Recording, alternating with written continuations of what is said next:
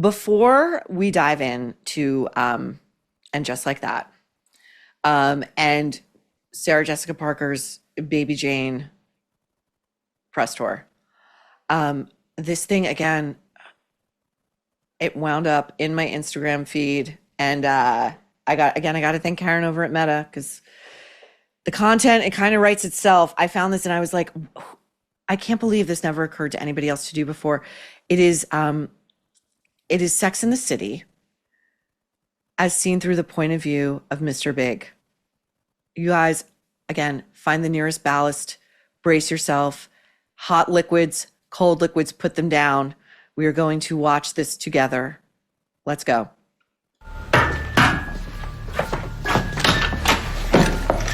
Get it while it's hot.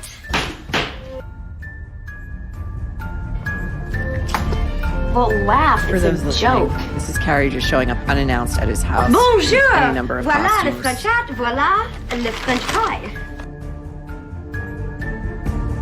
He's out on the streets of Manhattan. I There want to she go to is. church with you and your mommy. It's just a private little thing my mother and I do, just the two of us. She stalked him at church, dropped a Bible. Isn't she adorable? She thinks it's adorable. Hello? I would like to know how you could even think of going to Paris and not even think about discussing it with me. Middle of the night call. I'm just saying, I don't want you to uproot your life and expect anything. He throws the Is it you? McDonald's against his walls. Hey, what are you... Again, he's out on the streets of New York. There she is. That was brilliant. That was always my reading of that whole relationship, that he was just killing time with this woman who was always available for him, for sex, for dinner, for whatever, emotional support, for adulation. And he was always going to move on to someone like a Natasha, and she was unhinged. She was a stalker. Like that whole Paris thing, he was basically saying to her, you don't mean anything to me. I'm making major life moves and I'm not even telling you about them. He did it to her again later in the series when he was moving to Napa. Again, scene of one of the worst puns ever committed. I will not repeat it. And I just repeated a bunch of Lena Dunham's dialogue to you. So never let it be said, I don't have standards. Okay. Now, Lena's in the woodshed, but Sarah Jessica Parker's been around a lot longer. So she should know better, and she's going to the wood chipper. If the wood chipper were up and running right now, Sarah Jessica would be going in, and what would be coming out is a Cosmo and a shredded tutu. Episode 5, which aired while we were off. Just a few notes. I'm just going to keep it very brief. The writers killed off the same character twice. They killed off Lisa Todd Wexler's father again. They did it like a season prior or two. I don't even know.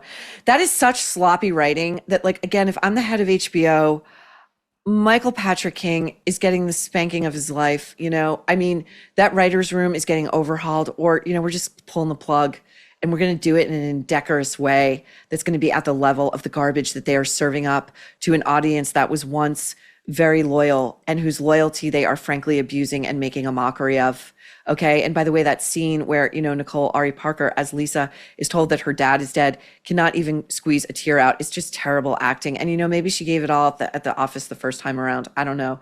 The scene in which Carrie runs into Charlotte downtown buying adult diapers for her husband who has prostate cancer. And to those troublemakers who are like, you're being flip about prostate cancer, I never meant to be flip about it. It's a 98% survival rate. I do get that, like, there are some that are harder to treat or discovered later. Again, my dad died of cancer. I would never make a mockery of it.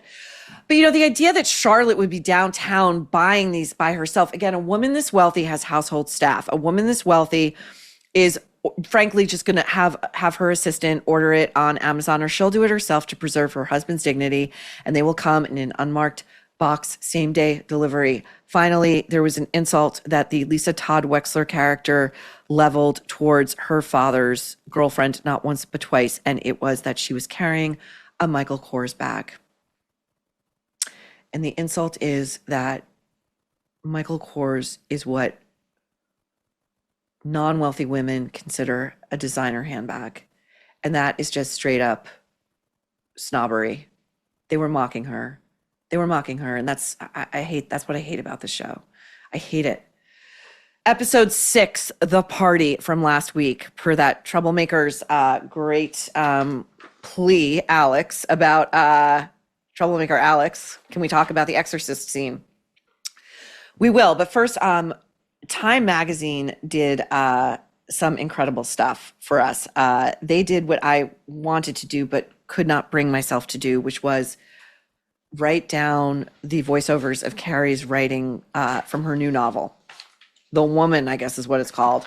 And so we can evaluate whether it's any good or not, which is like, by the way, so she's got this hot British author living in her basement apartment, and he's writing a doorstopper of Margaret Thatcher, and he's like a really respected writer, and she gives him her pages to read, and he tells her that they are amazing and that the first line is propulsive and the chapters are propulsive, and none of that is true, number one. And number two, as someone who writes books, I can tell you, your first readers always have something to say. They always have criticism, and you want it. You want it because you can't see it clearly. You just can't. And those people are invaluable. But in Carrie's world, because again, Sarah Jessica has morphed with Carrie, everything she does is perfect, including a first draft. And writers as venerable as like the Flannery O'Connors of the world, the Ernest Hemingways, have always said that their first drafts are for shit, and they are everybody's first drafts.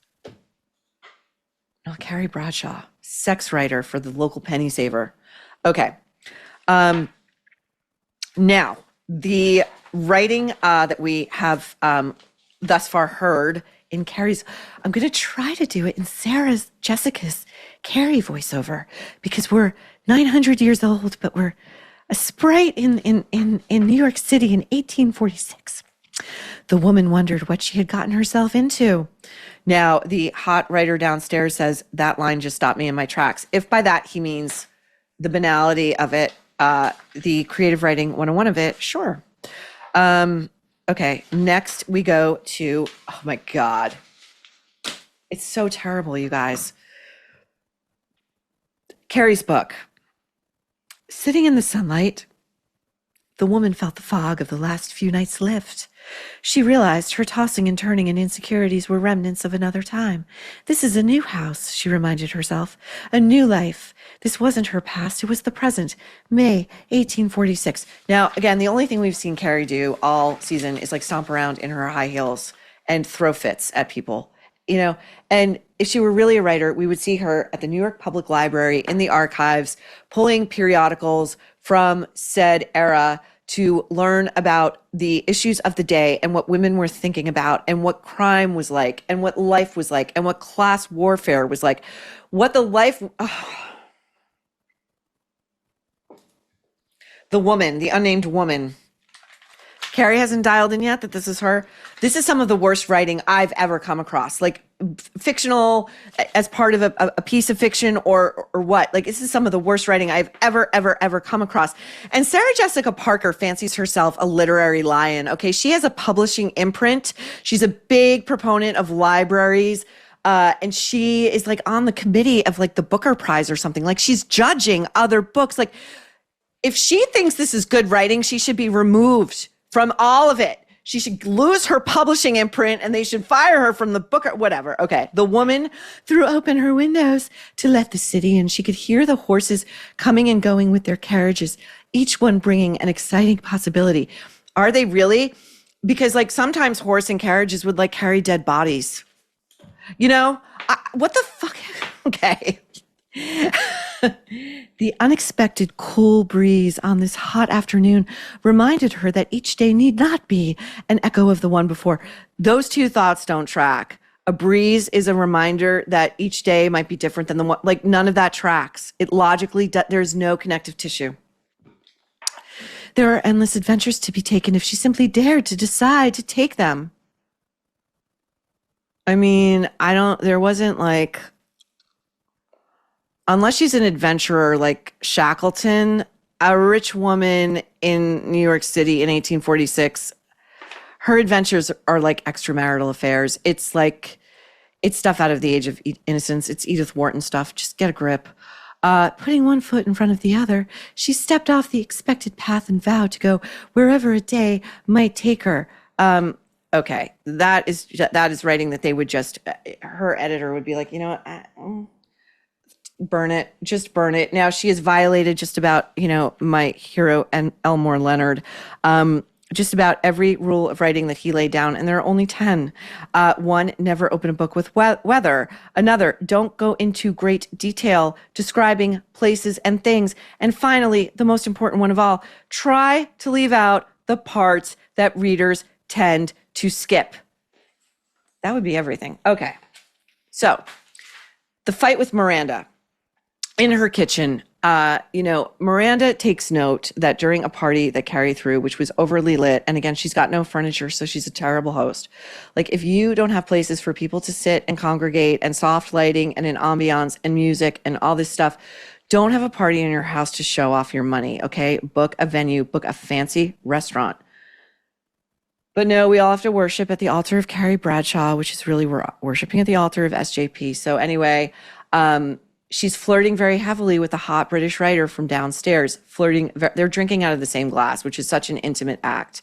You're typically sexually intimate with somebody whose glass you're sharing, okay? And Miranda, in the kitchen after the party, they're having a bit of like a recap. And this is important because even the staging of the scene is really screwed up. Miranda is seated and Carrie is standing. And by the way, first Carrie is, or is this after the fight? Like, she's sweeping up. This is the preciousness of Carrie slash SJP. God, my brain doesn't even want to get it out. Okay. She's like sweeping up these crumbs on her old-timey counter in like such a precious way. It's like, I'm getting every little crumb. Look at me. I'm just sweeping up every little crumb. It's like, pull out a Dyson, hand vac, take care of it. Okay.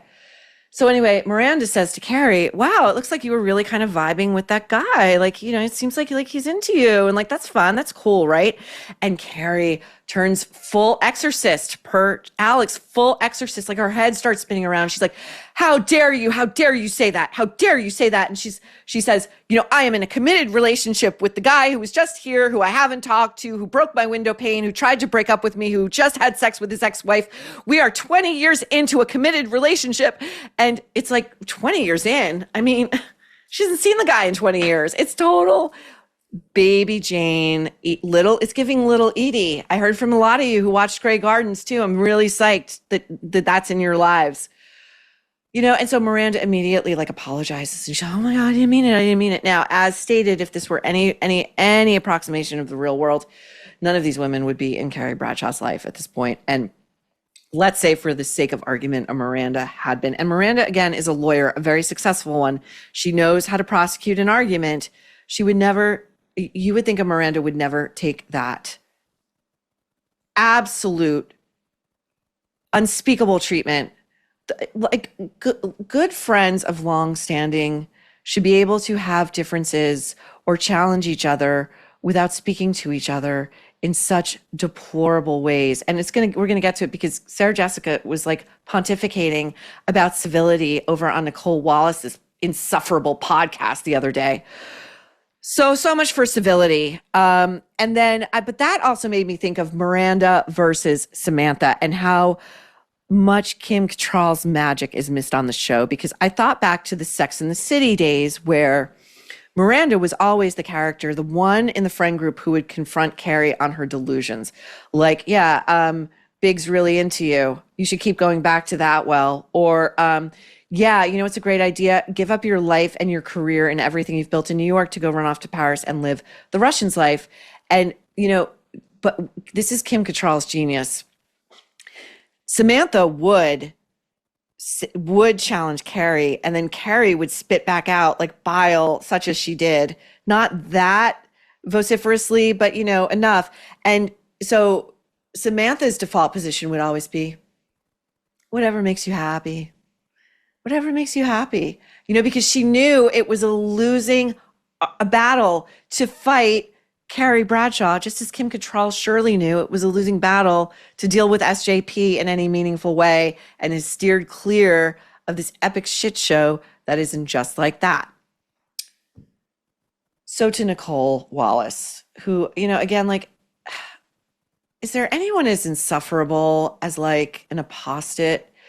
who was like, she says like, I used to be a Republican and now I'm a Democrat and I've found my people. And again, we're not political here. I'm just talking about being an insufferable human.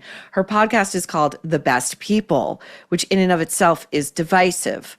And she's so high on her own supply. Lady, you used to sit and take the shit from those idiots on The View.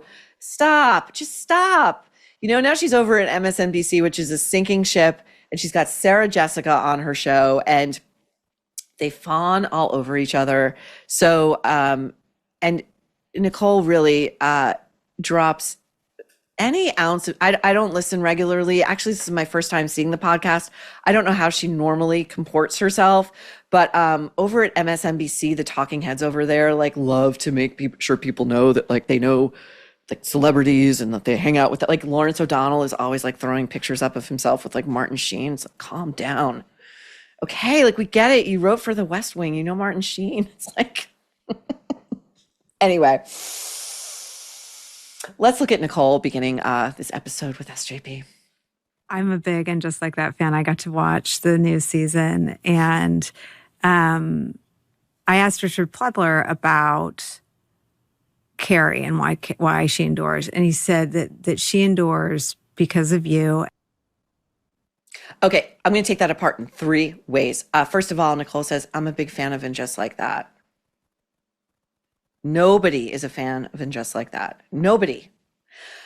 Secondly, the Richard Plepler name drop without even contextualizing who that man is for her viewers. That is a name that only people in deep media or entertainment would know. He used to be the head guy at HBO. That's it. I think at The Sopranos' final season, when James Gandolfini was getting out of the hospital, he had a Dr. Plepler, and that was like a nod, a wink and a nod to Richard Plepler, who really championed The Sopranos over there. But I that is the most obnoxious thing, and that is the whole thing. It's like people like Nicolle Wallace are always so high on their like bona fides as like decent people who like politically only want the best for like the lessers of America. And then they go and do something like that. They drop Richard Plepler's name. And then she says, oh, and by the way, so like I have direct line to him because we converse just on the regular, and oh, he says Carrie exists because of you, which is like a double-edged sword, right? It's like, yeah, she persists because this woman over here who's 61 years old will not let this character go. What am I going to do? It's Bruce Springsteen talking to Michelle Obama. What am I going to do? I'll play 3 hours. Okay. Now, here's Sarah Jessica Parker on voting. The reasons that I voted for the Kamala the Harris-Walz ticket, what mattered to me were things that I think actually affect all those women that I got who allowed me in their home, whether it's science and the way in which their mammograms are now looked at, or schools and the way that either they were raised or can send theirs, or there is a school, or they teach in a public school. And the way I look at it is that it affords opportunities, but I feel I want to be thoughtful in the ways in which I'm wielding this potential currency. Sarah Jessica Parker never uses 5 words when she can employ 85. And, she's talking about getting political and voting for Kamala Harris because of science. I get mammograms every year. I don't know what Kamala Harris has to do with my mammogram. And women and like Tim Walz put tampons in boys' bathrooms. Like, what is she talking about? I love it when actresses try to sound super smart. Now, before we get to this clip, I spared you this, but I'm going to inform you that Nicolle had to slide in. This is, I believe, the first time Sarah Jessica's been on her show, but she had to slide in that they text each other a lot. So, again, like they're above you. They're above you. They text each other about politics, because Nicolle really cares what Sarah Jessica thinks. And you'll see why. Take a look at this. I really was so thoughtful about how I wanted to talk about the election because I think it turns into a distraction from a campaign.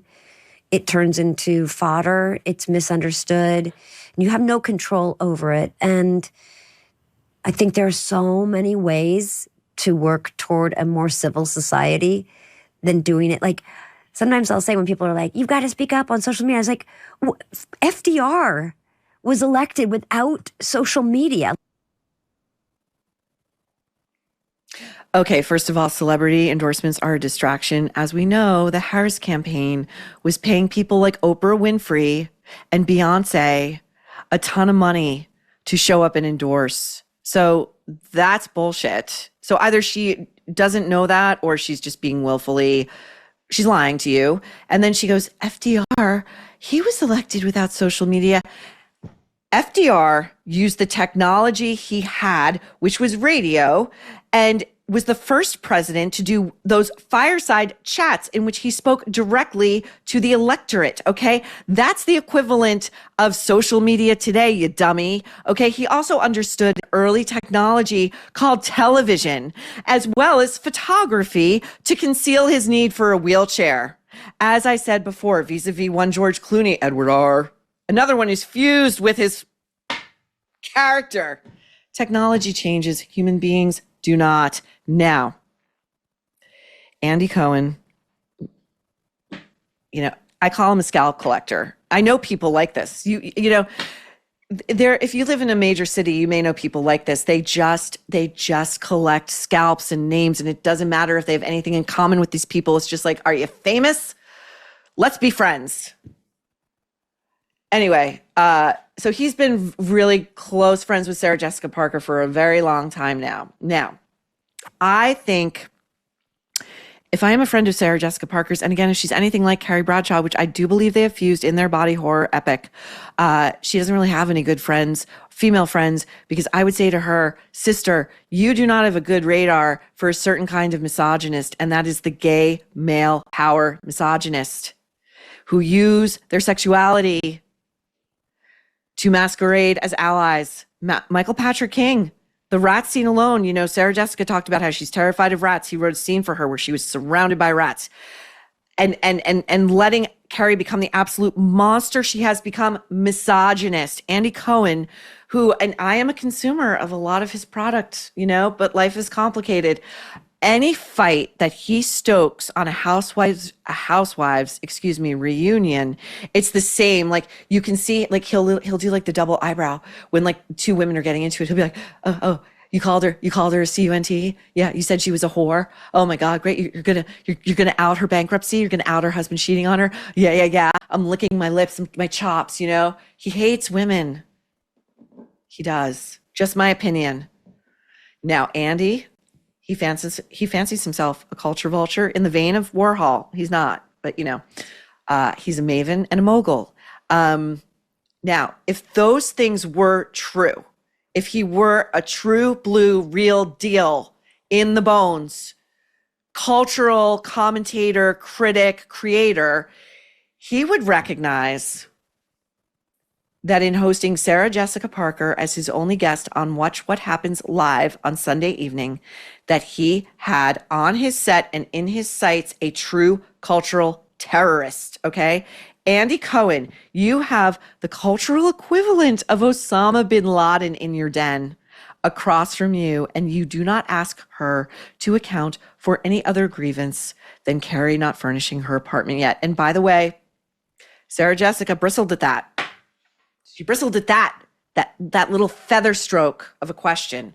He didn't ask her about Che Diaz, okay? He could have asked her about the absence of Samantha and that feud, and those two went mean girls on Kim Cattrall years ago on that show. He could have asked her about why we were all subjected to Cynthia Nixon going full frontal, why they killed off the same character twice. But no, we got the furniture question, okay? Now, when Sarah Jessica bristled at this,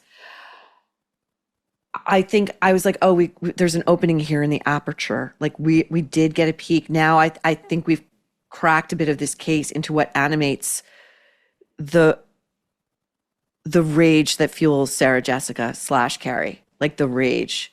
Like if you think about the Carrie character as she's written now, she ostensibly has everything, you know, and all she has is rage, like her guiding emotion.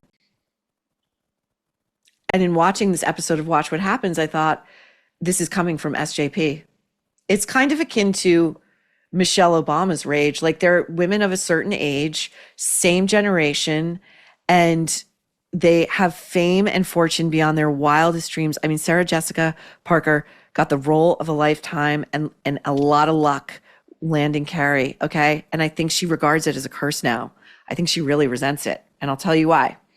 So Andy asked her about some of her cultural touchstones, like TV shows and movies that she'd done in the beginning of her career, like her teens and 20s, like Girls Just Want to Have Fun, which is a really cute movie, or the cult show Square Pegs, which was a great show. It lasted one season, but it was a really original show and so important to teenage culture. And she keeps coming back to Andy, who is fawning over her as one of her foot soldiers. She keeps coming back to him and she says, well, it's not cinema. It's not cinema.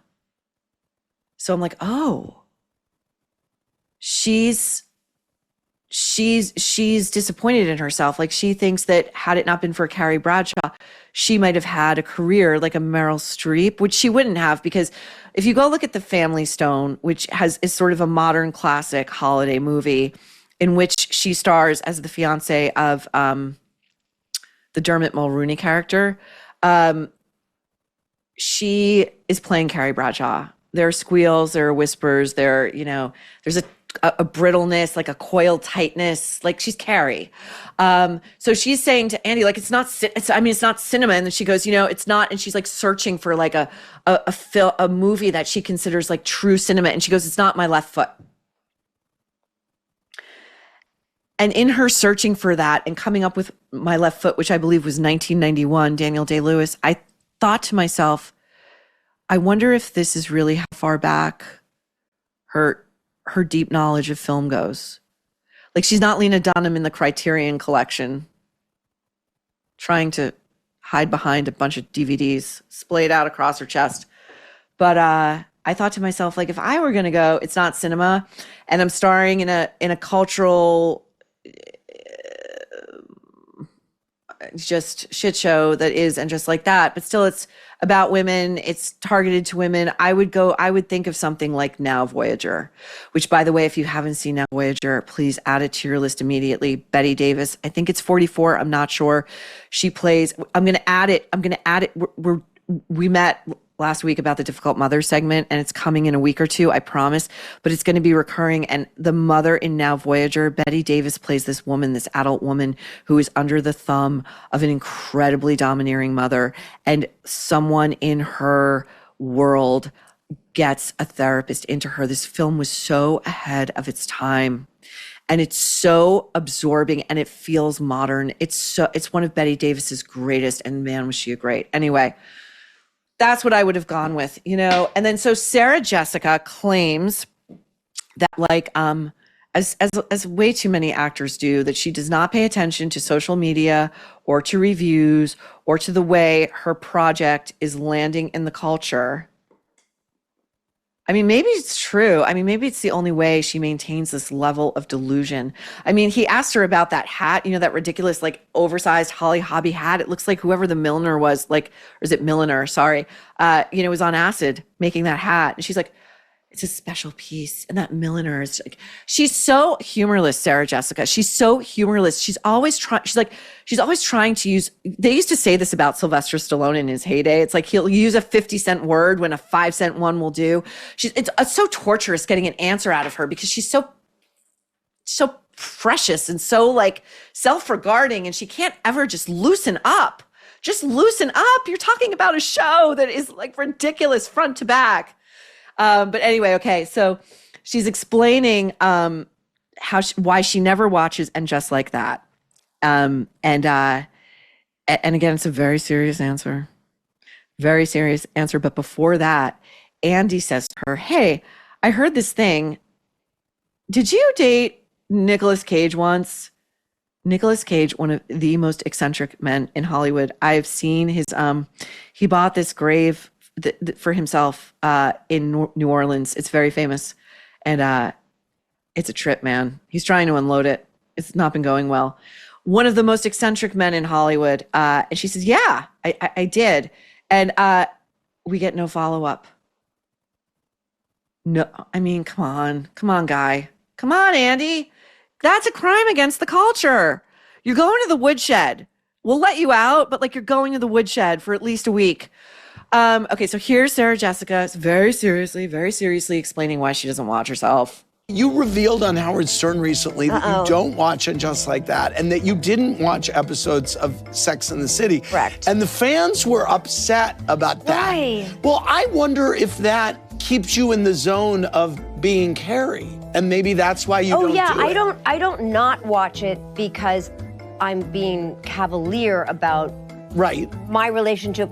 I don't watch it because I don't love watching my work.